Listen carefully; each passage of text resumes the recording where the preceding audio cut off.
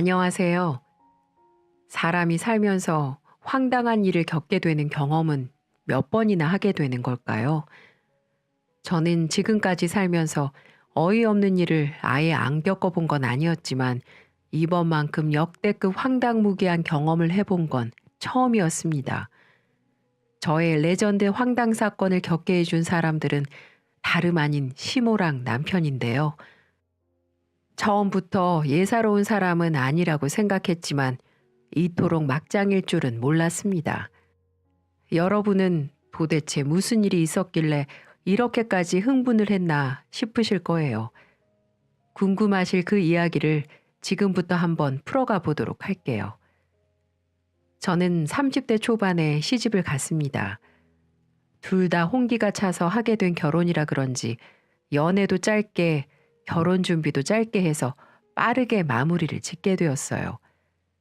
남편과는 같은 회사에서 만났는데 제가 다니던 회사에 남편이 경력직 사원으로 이직을 해오면서 서로 알게 되었습니다. 보자마자 이 사람이다 한 건 아니었지만 무역부서 쪽에서 같이 일을 하면서 야근도 자주 하고 업무팀도 같이 맡아서 하다 보니 자연스럽게 정이 들게 되었죠. 그냥 조용하면서도 차분한 그의 성격이 좋았고 무엇이든 감정적인 저와는 달리 이성적으로 생각하고 추진력 넘치는 리더십도 마음에 들더라고요. 그래서 제가 먼저 고백을 했고 그 사람의 마음을 확인하게 되면서 연애를 시작하게 되었습니다. 저희 둘 다 나이가 있었기 때문에 막 불타오르는 사랑을 한 건 아니었어요. 하지만 서로의 조건을 보니 결혼 상대자로도 잘 맞는다는 걸 알고 연애 초기부터 결혼 이야기를 하고 있었고 거의 8개월 정도 연애를 하다가 3개월의 결혼 준비 기간을 가지고 바로 신혼의 길로 들어갈 수 있었습니다. 결혼 과정은 엄청나게 순탄한 건 아니었어요. 시어머니가 좀 독특한 사람이었는데 결혼할 때 자기는 다 필요 없고 혼수를 준비할 때 자기도 드레스를 하나 사달라고 하더라고요. 젊었을 때 돈 없이 결혼을 해서 자기 마음에 드는 드레스를 못 입어봤다며 지금이라도 입어봐야겠다며 말이죠. 근데 사실 드레스 사서 입을 일이 뭐가 있어요. 미국도 아니고 이 대한민국 땅에서요. 이 황당한 이야기를 하며 끈질기게 요구를 하는 게 아니겠어요? 그래서 제가 어떻게 해야 하나 망설이고 있을 때 다행히 시아버지가 저를 구원해 주셨어요. 예, 나는 다른 거 다 필요 없고 웨딩드레스 하나 내 것도 맞춰주면 돼. 내 소원이다. 그럼 혼수고 뭐고 다른 건 다 필요 없어. 지금껏 한 번도 입어보지 못한 드레스 나도 너희들 웨딩 사진 찍을 때 입어보고 싶구나. 어려운 부탁 아니지? 아니 당신이 지금 드레스 입어서 뭐하게? 노망 났어? 그거 어디 입고 다니지도 못할 거 갑자기 웬 드레스를 사달라고 난리야. 창피하게. 얘들아 그냥 니네 시어머니 요구 들어줄 생각하지 마라.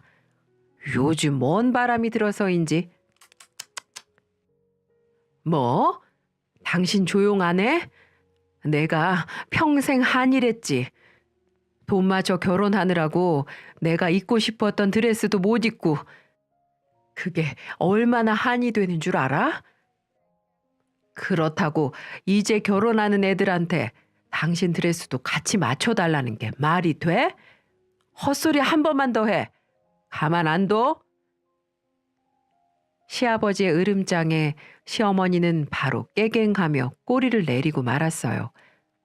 남편한테 들어보니 평소 엄하셨던 시아버지 앞에서 시어머니는 꼼짝 못하셨다고 그러더라고요. 근데 저는 또 같은 여자로서 시어머니의 마음이 뭔지 이해가 될 것 같기도 해서 드레스를 사드리지는 못해도 두 분께 말씀드려 웨딩 촬영을 다시 하실 수 있게 해드리기로 했습니다.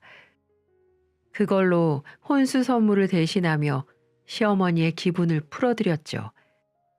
역시나 시아버지는 그런 거 쓸데없이 왜 두 번씩 하냐고 한 소리 하셨지만 시어머니가 조르고 졸라 꼭 다시 찍고 싶다고 하시기에 결국 수락을 하셨고, 저희는 저희들의 웨딩 촬영보다도 더 신경을 써서 준비해 잘 찍을 수 있게끔 해드렸어요.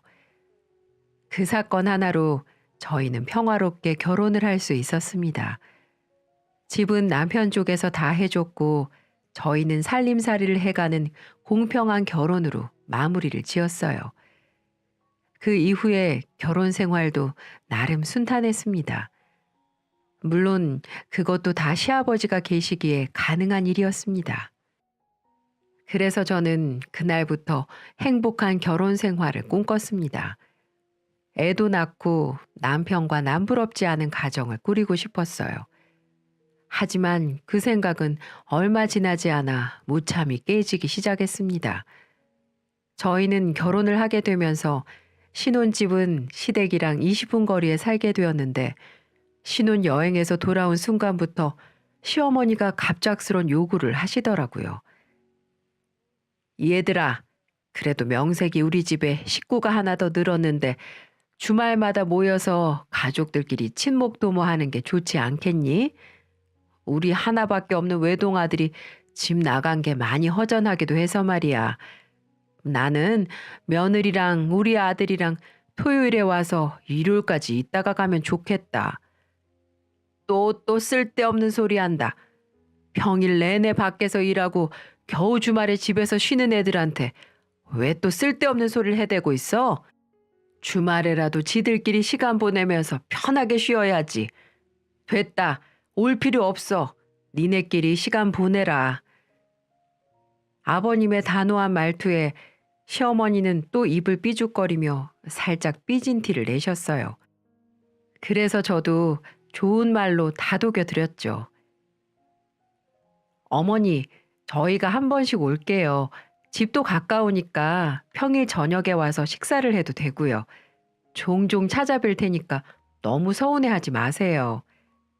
그래, 뭐 알았어 얘. 너네도 너네 시간이 필요하다는데. 근데 니네 시아버지도 너처럼 얘기를 해주면 나도 수긍을 잘할 텐데 꼭 네 시아버지는 말을 저렇게 선하게 한다니까. 이 사람이 애들 더 붙잡지 말어. 니네 시엄마 또 쓸데없는 소리 나오기 시작했다. 얼른 가. 시아버지는 늘 저희 편에서 생각을 해주시고 배려를 많이 해주셨습니다. 지금 생각해보면 그때 시아버지가 안 계셨다면 분명 혹독한 시댁살이를 많이 했을 텐데, 시어머니의 텃세나 황당한 요구들을 시아버지 쪽에서 다 막아주신 덕분에 저는 편안하면서도 순탄하게 시댁살이를 하며 지낼 수 있었던 것 같네요. 하지만 결혼하고 몇 년 후 시아버지의 갑작스런 죽음에 모든 상황이 역전되고 말았습니다. 그때부터 저는 지옥 같은 시댁살이를 하게 되었어요. 시아버지는 건설 현장에서 총책임자로 현장 관리를 하시던 분이었는데, 그날도 현장을 점검하시다가 갑작스럽게 높은 곳으로 운반 중이던 벽돌이 떨어지게 되면서 그걸 미처 못 피하시고 그대로 맞아 현장에서 돌아가시고 말았어요. 시아버지가 현장에서 돌아가셨다는 소식을 시어머니가 제일 먼저 받고 저희는 호출을 받아 다 같이 병원으로 달려갔습니다. 역시나 시아버지는 눈을 감은 채 일어나질 못하셨고 그대로 장례를 치러야만 했죠. 모두가 슬픔 속에 잠겨 있었고 시아버지는 50대 후반이라는 이른 나이에 돌아가신 거라 더 많은 사람들이 안타까워하며 애도를 해주었습니다. 그래도 하나 다행이라면 제 딸, 그러니까 손녀딸에게서 할아버지 소리라도 듣고 돌아가셨다는 거였어요. 그렇게 시아버지의 장례를 치르고 나서 현장에서 일어난 사건이기에 산재 처리가 되어 꽤나 많은 보험금과 보상을 받을 수 있었습니다. 시아버지 몫으로 되어 있던 재산들은 시어머니와 외동아들인 남편이 분할해서 받았는데요. 하지만 산재 보상금이 꽤나 컸는데도 불구하고 시어머니는 그거에 대해서는 저희한테 조금도 나눠주지 않으셨어요. 우리는 소송을 해서 받아낼 수 있었지만 시모랑 그렇게까지 막장으로 가고 싶지 않아 언젠가는 조금이라도 주시겠지 하고 그냥 넘겼습니다. 처음에는 좀 서운하기도 했지만 남편도 가만히 있는데 제가 침범해서 달라고 할 수 있는 영역은 아니었기에 그냥 두었던 것도 있었죠. 하지만 갑자기 목돈이 많이 생긴 시모는 점점 이상한 사람으로 변하기 시작했습니다. 시어머니는 저보다도 훨씬 빨리 시아버지에 대한 부재를 털털 털어버리시고는 기다리기라도 한 듯 어머님만의 인생을 살기 시작하셨어요. 살아생전에 못하게 하셨던 것들을 하나둘 하기 시작하셨고 주위 사람들에게 마치 돈자랑이라도 한 듯 돈을 펑펑 쓰고 다니기 시작하셨습니다. 금팔찌, 금목걸이, 명품 옷의 가방, 그리고 고급 승용차까지 마치 한 풀이라도 하는 듯 돈을 물 쓰듯이 쓰셨어요. 그리고 갑자기 무슨 바람이 들었는지 노래 교실을 다니며 이 사람 저 사람을 만나 사귀기 시작하는 겁니다.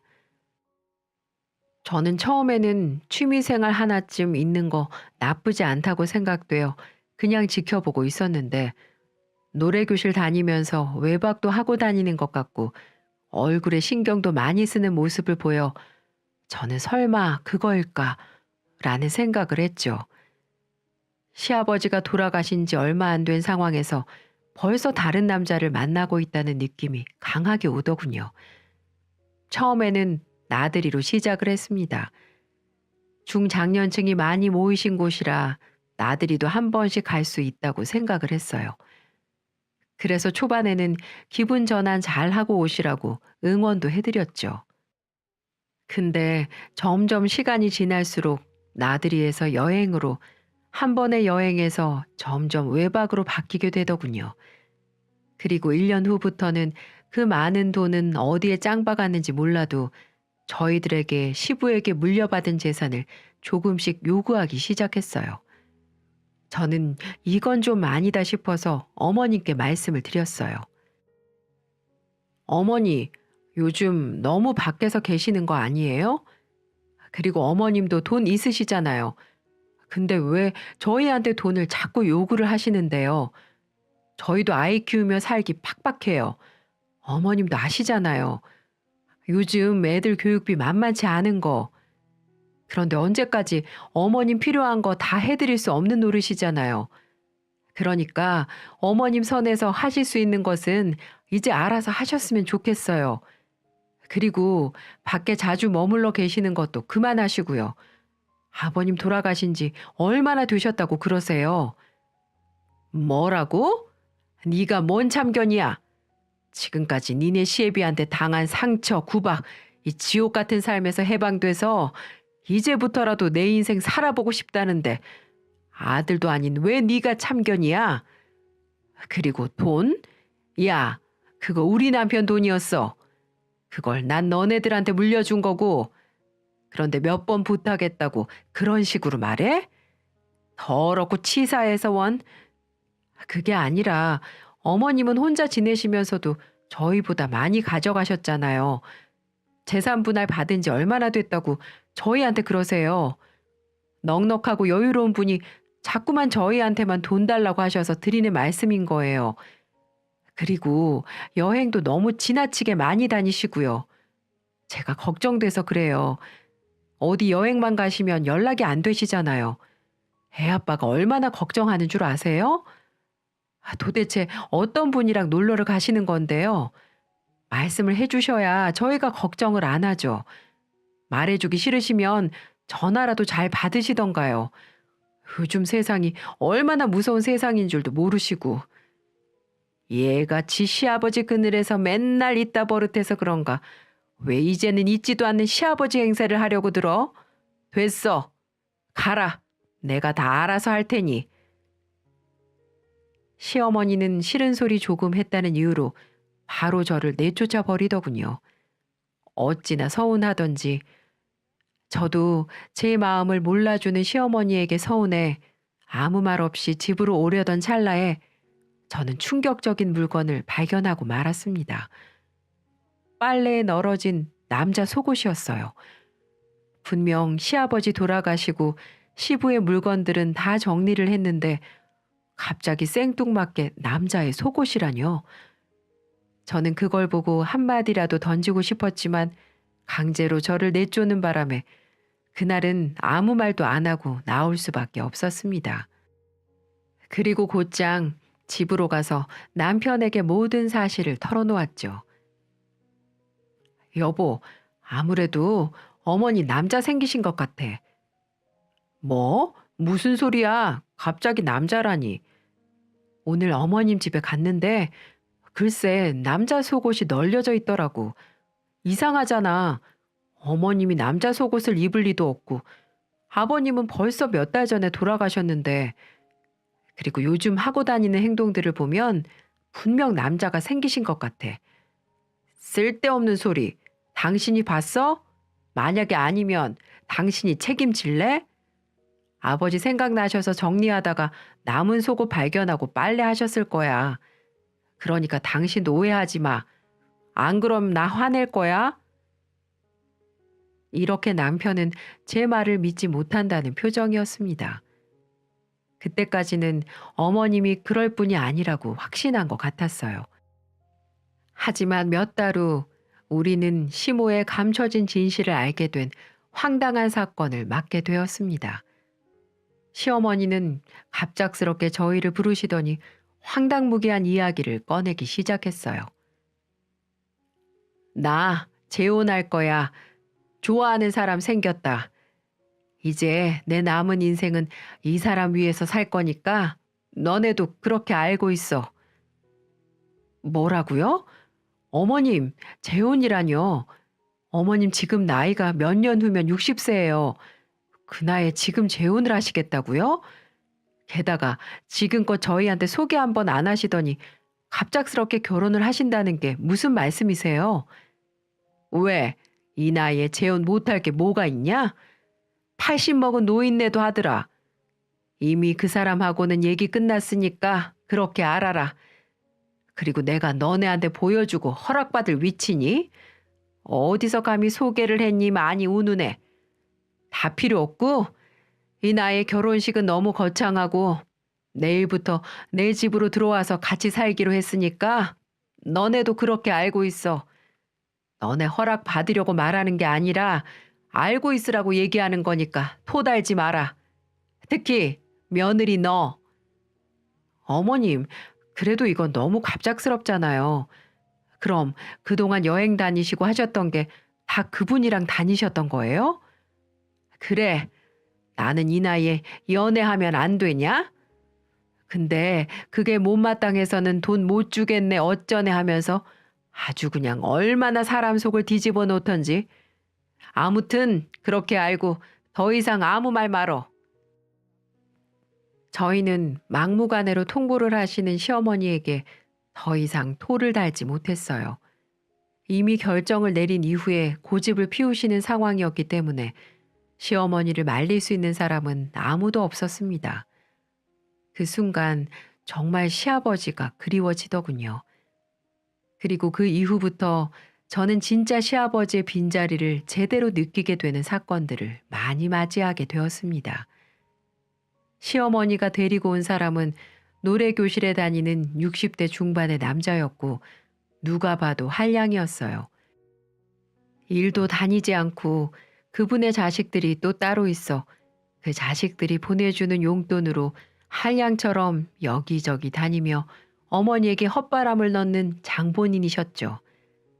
저는 이 둘로 인해서 정말 끔찍하고 지옥 같은 시간을 보내야만 했습니다.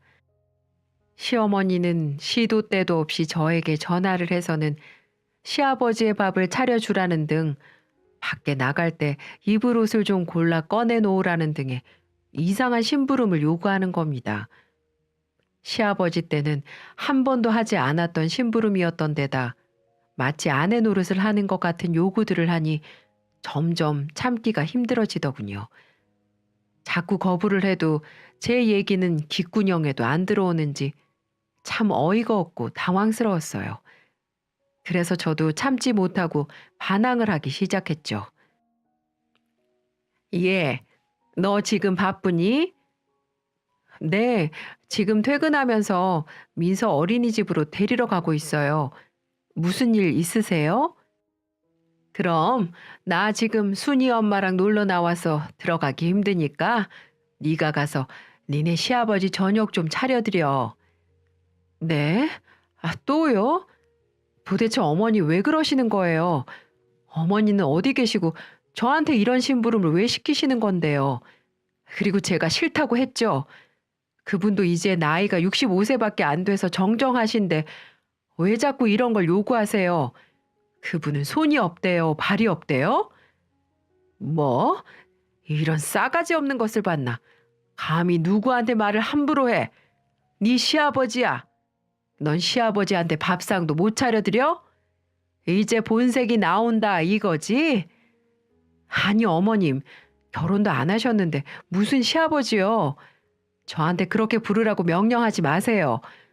아버님 돌아가신 지 1년도 안 됐는데 지금 이 상황이 말이 된다고 생각하세요? 지금 어머님 아들이 어머님 때문에 얼마나 힘들어하는 줄 아세요? 자식 마음은 알아주지도 못하고 남자에 빠져서는 이제는 며느리까지 이용하시려고 하다뇨. 어머니가 그 인간 마누라지 제가 마누라예요? 왜 자꾸 저한테 이상한 심부름 시키면서 그 인간 밥을 차려주라고 하시는 건데요. 저는요, 그 사람 제 시아버지로 인정하기도 싫고 아예 눈앞에서 사라져 버렸으면 좋겠다고 생각하는 사람이에요. 그러니까 다시는 저한테 이딴 심부름 시키지 마세요. 전 그런 짓거리 못하니까 어머님이 차려주시던 굶으라고 하시던 알아서 하세요. 야, 너 말본새가 그게 뭐야? 그 인간이라니? 이게 진짜 너 나 무시하냐? 네가 얼마나 나를 무시하면 내가 데리고 온 남자까지 무시하고 난린데. 어머니 진짜 보는 눈 없으신 거 아세요? 그 인간 어머니한테 똥차 될 사람이에요. 시아버지 빈자리 채워줄 사람이 아니라고요. 제가 진짜 이런 말까지는 안 하려고 했는데 그 인간 어머니 없을 때 저한테까지 찝쩍거려요. 며느리한테도 그러는데 밖에서는 얌전하겠어요? 제발 보는 눈 좀 키우세요. 이게 저주를 퍼부어도 유분수지. 이딴 거를 내가 며느리라고. 이게 별소리를 다 하고 있어. 그이가 왜 너한테 찝쩍거려? 너나 정신 차려. 이상한 착각하지 말고. 시어머니는 가당치도 않는 소리라며 오히려 저를 이상한 사람 취급하며 전화를 끊어버렸습니다. 분통이 터지고 억울했지만 어차피 내 인생도 아니라 제가 더 이야기하면 골치만 썩을 것 같아 냅뒀어요. 제가 이러는 속사정이 또 있었습니다. 바로 그 늙은 그 남자는 한 번씩 제가 시댁에 갈 때마다 저에게 치근덕거린 적이 있었거든요. 누가 봐도 저를 며느리로 보지 않고 여자로 본다는 게 문제였어요. 예를 들어 이상한 눈빛으로 바라본다거나 괜히 근처에 와서 뱅뱅거린다거나 말을 걸어도 며느리라고 안 하고 예쁘나 이렇게 부르면서 느끼한 멘트들을 날리더군요. 그래서 둘이 있는 시간을 없애기 위해 그 뒤로는 시어머니가 집에 계시는 시간 외에는 발을 다 끊었었는데 또 가서 밥을 차려드리라고 하니 정말 싫더라고요. 그래서 이번만큼은 딱 잘라 거절을 했던 거였죠. 그 뒤로는 연락이 오지 않아 좀 잠잠하다 싶었는데 역시나 또 황당한 행동들을 하기 시작했습니다. 남편과 주말에 쉬고 있는데 갑자기 남편에게 새 시아버지란 그 남자한테서 전화가 오더군요. 그래서 또 무슨 난리가 났길래 우리한테 전화를 했나 싶어서 받았더니 정말 다급하게 저희를 찾는 겁니다. 그때 정말 급하게 부르기에 큰일이라도 생긴 줄 알고 남편과 함께 헐레벌떡 달려갔어요. 그리고 그 자리에 도착하자마자 저는 남편을 따라 나간 걸 크게 후회하고 말았죠.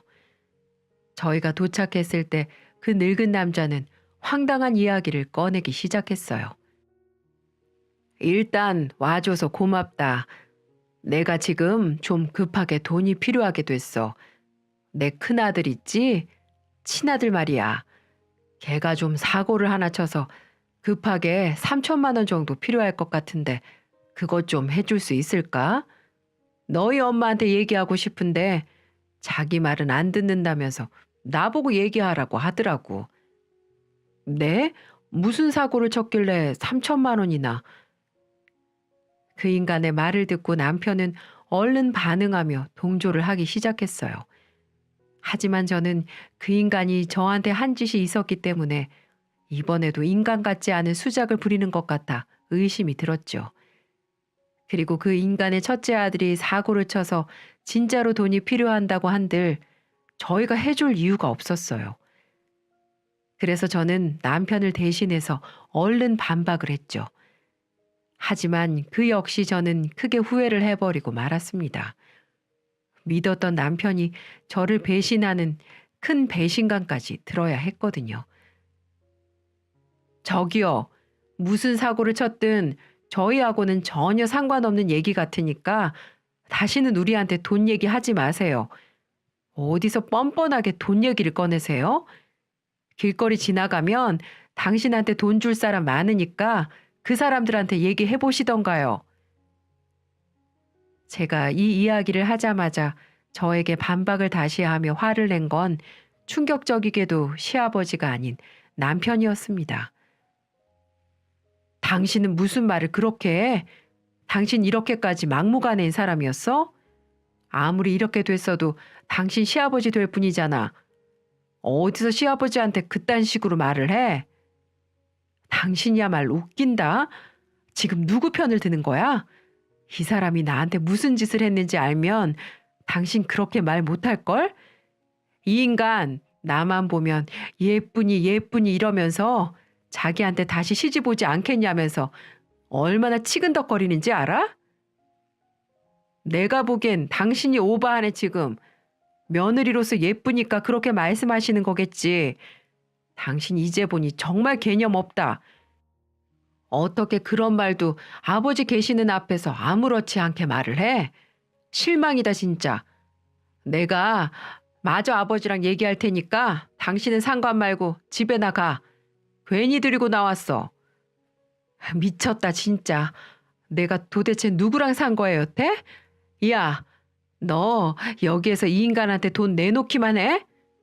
그땐 너랑 나랑도 끝이야. 이 인간 뒷바라지나 평생 하고 살아. 그리고 자꾸 결혼도 안 한 양반들한테 시아버지라니? 아유, 이 답답한 인간아. 저는 그렇게 말하며 남편에게 이혼까지 협박하며 집으로 혼자 돌아왔습니다. 그리고 그날은 남편과 말도 섞지 않았어요. 저의 쎄한 감정을 느꼈는지 남편은 저에게 와서 말하더군요. 여보, 돈 안 줬어. 안 줬다고. 아까는 내가 미안해. 그러니까 화 풀자. 진짜 안 보냈지? 그렇다니까. 나도 좀 계속 이야기하다 보니 느낌이 안 좋더라고. 그래도 엄마도 옆에 계시는데 당신이 그러면 안 되잖아. 그래서 엄마 들으라고 당신한테 오버하면서 말한 거야. 그러니까 기분 풀어. 남편은 이렇게 말하며 앞으로는 혼자 결정하지 않고 무슨 일이 벌어지면 저와 상의해서 결정하겠다고 약속을 했어요. 그래서 저는 바보 같은 남편이었지만 믿어보기로 했죠. 그리고 그날 이후로는 시댁이 더욱더 싫어져 그 후로 시댁 쪽으로는 눈길도 주지 않았습니다. 하지만 질긴 악연은 또 한 번의 결정적인 사건으로 저에게 찾아왔고 저는 그날로 시댁과의 인연을 완전히 끊어버리게 되었어요. 시어머니도 그 이후로 연락도 한 번 없다가 갑자기 그 인간과 함께 저희 집으로 오더니 또 하나의 어이없는 통보를 해댔습니다. 얘들아, 우리 이제 이 집에 들어와 살련다. 어머니의 말을 들으면서 잘못 들은 건가 싶더군요. 진짜 끝까지 막무가내로 나오는 시어머니의 행동이 지긋지긋하더라고요. 그래서 곧바로 역정을 내버렸습니다. 네? 뭐라고요? 대체 어디까지 하실 예정이세요, 어머니? 이 인간이랑 지금 이 집에 와서 사시겠다고요? 저 지금 이 인간 눈앞에 두고 보고 있는 것도 치가 떨려요. 그런데 왜 우리 집에까지 데리고 들어와 살겠다는 건데요? 그 인간이라니, 너 말 똑바로 안 해? 앞으로 여기 들어와서 같이 살 거니까 네 시아버지로 똑바로 모셔. 우리 집은 이미 팔고 이 사람 사업하는데 다 보탰어. 그러니까 그런 줄 알고 있어라. 그리고 안방은 우리가 쓸 거니 그렇게 알고. 어머니! 집을 팔아 이 남자의 사업을 도왔다는 말도 어이가 없었고 안방까지 내놓으라는 소리를 듣고 저는 더 이상 그 여자를 시모로 인정하고 싶지 않았어요. 아니, 인정 안 하기로 했습니다. 전 혈압까지 확 오르는 것을 느끼면서 일단 찬물을 마시고 열을 식히자 싶어 주방으로 가서 물을 마셨습니다. 근데 안방에서 얘기하고 있는 남편과 시모를 냅두고 또 이 인간이 저를 따라서 들어왔더라고요. 저는 남편은 안 말리고 뭐 했나 싶어 안방을 째려보고 있는데 시어머니와 한참 이야기를 하느라 저희 둘이 자리에서 빠져 있는 줄도 모르고 있는 듯 했습니다. 저는 이 인간이 또 무슨 짓을 할지 몰라 얼른 자리를 피하려는데 갑자기 이 사람이 저한테 아무렇지도 않게 말을 걸어오더라고요. 그리고는 더는 버틸 수 없는 힘든 이야기를 저에게 꺼냈고 저는 그 자리에서 이 집 식구가 되는 걸 포기해버렸습니다.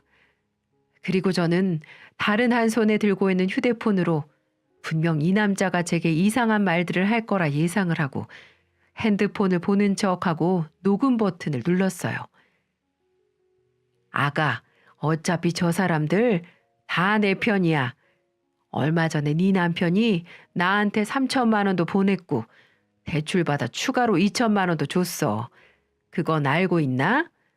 그러니 이제는 고분고분 내 말 잘 듣는 게 좋을 거야. 네 남편 엄청 효자더라고.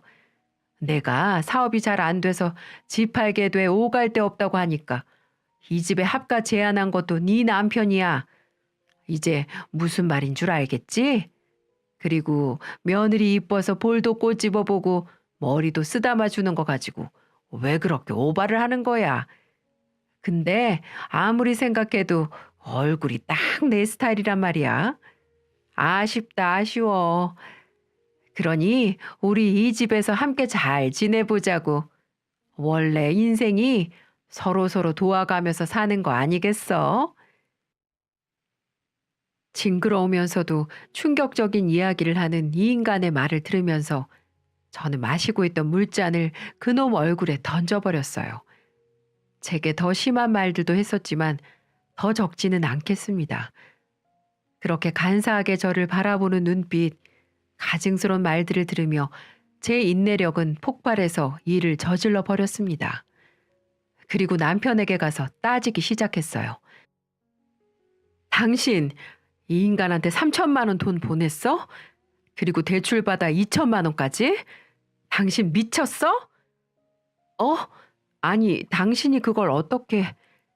이 미친 인간아, 돈 안 보낸다며? 나한테 믿으라며? 어? 근데 그 돈을 왜 보내는데, 왜? 내가 분명 나와 상의 없이 저 사람한테 돈 보내면 이혼이라고 했지? 두고 봐, 이 나쁜 놈.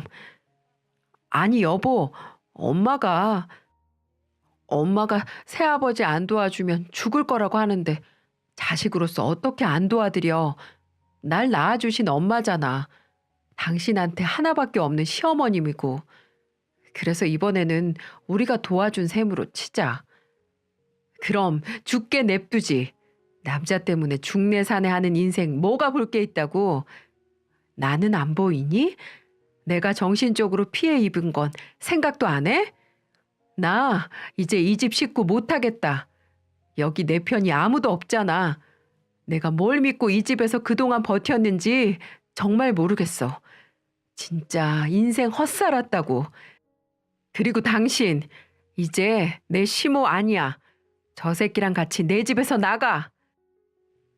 저의 울부짖는 소리에 남편은 황당해했고 시어머니는 더 오히려 지가 화를 내기 시작하더군요. 이게? 야, 너 지금 말 다 했어? 이게 지가 꽃뱀짓 하고서는 어디서 감히 난리야? 닥쳐! 누가 꽃뱀이야? 남자한테 홀랑 넘어가서 침 질질 흘리는 년이 누군데? 그래, 어디 한번 남자한테 미쳐가지고 한번 잘 살아봐라. 어디 끝까지 잘 사나 내가 지켜볼게. 그리고 저 늙은 남자가 어떤 사람인지 내가 실체를 밝혀줄게. 그렇게 말하고 그 남자가 조금 전 했던 끔찍한 녹음들을 남편과 시모에게 들려주기 시작했어요. 모든 내용을 다 듣고 나서 시어머니는 역시나 불같이 화를 내기 시작하더군요. 야, 이거 진짜야? 너 진짜로 이렇게 얘기했냐고? 여보, 오해다, 오해. 인연이 지금 나를 모함하는 거라고. 결국 이 둘의 싸움은 크게 번지기 시작했고 급기야 시어머니는 그 남자의 뺨을 날렸어요. 야, 인간아. 지금 다 들리는데 그게 무슨 뻔뻔한 소리야. 아유, 내가 미쳤지, 미쳤어. 너 같은 놈은 늙음하게 남편 삼겠다고 설친 내가 미친년이라고. 울부짖는 시어머니와 무릎 꿇고 싹싹 빌고 있는 그놈. 그 집의 꼬락서니를 더는 봐줄 수가 없었습니다. 그래서 저는 제 애를 데리고 친정으로 가버렸어요. 남편은 저를 말리려고 따라 나왔지만 모든 걸 다 뿌리치고 친정집으로 가버렸죠. 이혼 서류도 다음 날 바로 보내버렸습니다. 역시나 남편은 저에게 와서 이혼을 못하겠다고 울고불고 빌어댔지만 저는 봐주지 않았어요.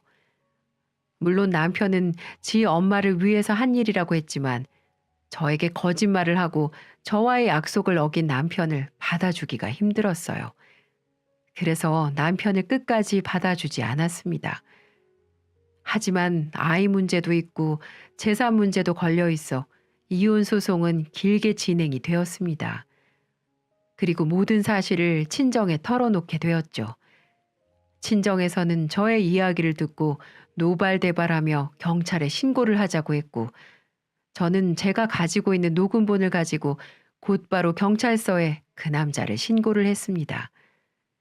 결국 그 남자는 300만 원의 벌금을 맞게 되었죠. 왜 이렇게 법이 약하나 싶었지만 초범이고 동종 전과가 없다고 하면서 그렇게 나온 것 같았습니다. 성에 차진 않았지만 적어도 그 남자의 신상에 안 좋은 걸로 전산에 기록된 것으로 전 만족했습니다. 아마 다시 한번 경찰서에 잡혀간다면 그 기록은 가중처벌이 될 테니까요. 그리고 어느 날 시어머니가 남편과 함께 저희 친정으로 저를 찾아왔더군요. 그동안도 몇 번이나 남편이 혼자 찾으러 왔지만 받아주지 않았는데 시어머니까지 오니 저희 아빠가 문을 열어주셨어요. 받아주기 위함이 아닌 따지기 위해서였죠. 근데 저희 시어머니는 저희 집에 들어오자마자 곧바로 저희 아빠한테 굽신거리며 저에게 빌기 시작하더라고요. 아이고 사돈 감사합니다. 고마워요. 얘야 아가 미안해. 내가 미안했다. 네가 뭐 우리한테 이혼 소송 정신적인 피해 보상 소송도 걸었던데 우리 소송 다 취하하고 다 없던 일로 하면 안 되겠니? 우리도 피해자야. 그 인간이 글쎄 내가 네 시아버지랑 살던 집 팔고 지금껏 있는 돈 없는 돈 다 만들어서 사업 자금에 보탰더니 도망가 버렸다. 나도 피해자라고. 미안하다. 내가 네 말대로 남자에 미쳐서 사리분별을 못했어. 부디 나를 용서해주고 제발 다시 옛날처럼 다시 돌아와 주면 안 되겠니? 어머니 진짜 뻔뻔하시네요. 그럼 진짜로 어머님이 그 인간한테 돈 주면 고맙다 하고 평생 물고 빨고 하면서 잘 살아줄 거라고 생각하셨어요? 진짜 답답하시네요. 저는 다시는 어머님하고 살 마음 없고요. 이 인간하고도 합치고 싶지 않으니까 다시는 찾아오지 마세요. 여보, 제발. 내가 정말 미안해. 잘못했어. 됐다고. 아빠, 이제 이 인간들 문 절대 열어주지 마세요. 무슨 소리 하나 보려고 했더니만 역시나 쓰레기 같은 말만 하고 있네요. 내보내주세요. 저희 아빠는 저의 말에 다시는 이 집에 찾아오지 않는 게 좋을 겁니다.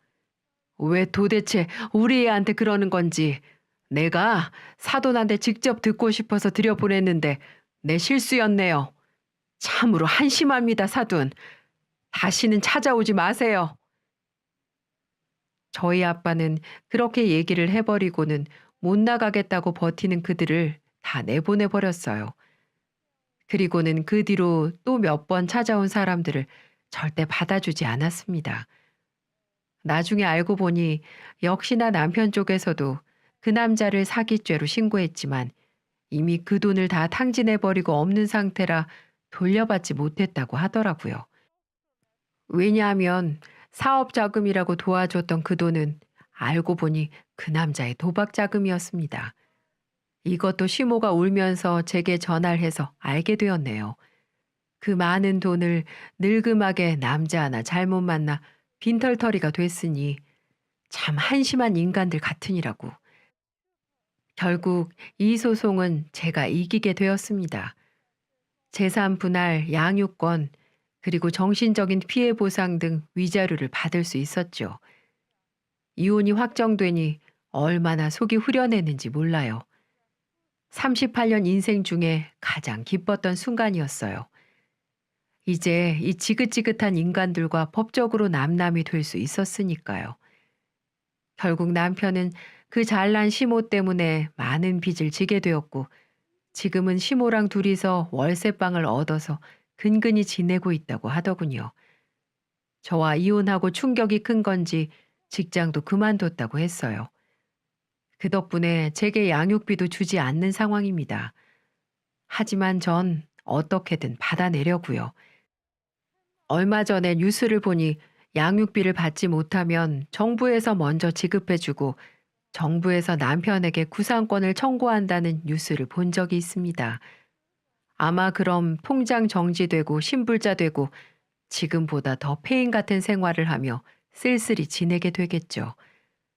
참 말도 안 되는 효심 때문에 마누라 잃고 재산 날리고 자식 잃고 이런 걸 보면서 사람 인생은 한순간이라는 걸 다시 한번 느낄 수 있었네요. 반성하지 않는 삶은 살 가치가 없다는 글귀를 얼마 전에 보게 되었어요. 저는 저의 인생을 되돌아보며 결혼에 대한 선택을 잘못한 저를 반성하는 시간을 갖게 되었습니다. 사람 보는 눈을 키우며 앞으로 남은 인생은 우리 딸과 함께 잘 지내며 후회 없는 삶을 살고 싶어요. 이혼녀라는 꼬리표를 달고 살겠지만 그럴수록 더 힘내서 열심히 살아가도록 하겠습니다. 제 사연은 여기까지입니다. 다들 항상 건강 챙기시고 여러분의 인생에 앞으로의 나날 동안 행복한 일들만 가득하기를 기원하겠습니다. 긴 사연 들어주셔서 감사합니다.